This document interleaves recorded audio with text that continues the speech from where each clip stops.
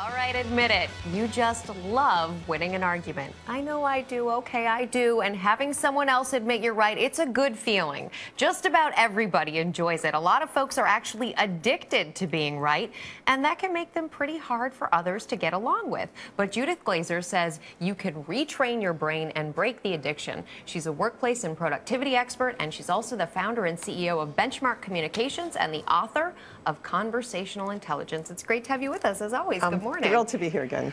So you say we're addicted to this. Yes. How so? It turns out that human beings are driven to either do more of something or less of something based on the chemistry that happens, the interactions when we're interacting with each other. Right. It makes us feel good, we want to do more. If we don't feel good, we want to do less. Addictions are things that we keep getting reinforced. So dopamine shoots through our brain when we are being reinforced for something. It's chemical. It's right. absolutely, it's all chemical. If we could look inside the brain, as we're doing, we get to see what's happening. So adrenaline and dopamine are things that we crave. Once we get a little bit of it, we want more. So it feels good to be right. But most people don't realize that this is what's going on in their head, do they? They just think they're smart, they're helping people out, everybody wants to listen, grandstanding, feeling good. But people are sitting there thinking, oh my God, when is this guy going to stop? Yeah. I mean, I'm coaching people every day who I are... noticed you said guy. Well, as we know... I think the obstacle for people is not everybody can be right. So ultimately, if everybody wants to be right in a situation, then everybody's going to not like what the other person has to say. Exactly. So people have to learn how to balance out being right themselves and helping other people be right.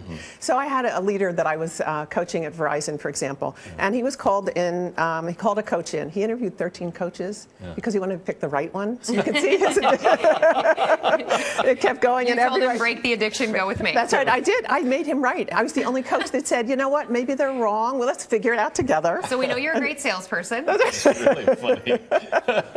So, I mean, in this case, I mean, CEOs are often, you know, they're so used to giving orders. You think you're right.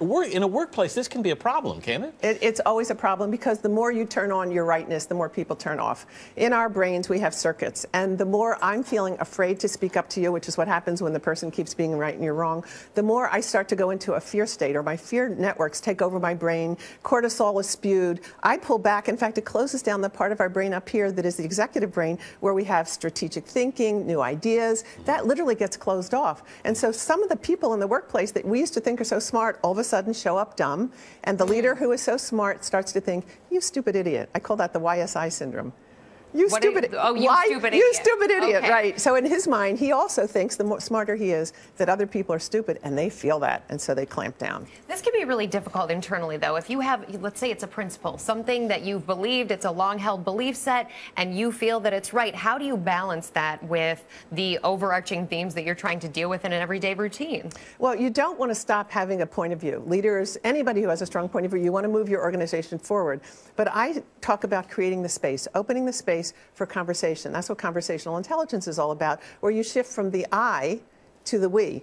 Because there are other addictions that we can talk about that are also reinforcing, that go instead of being right.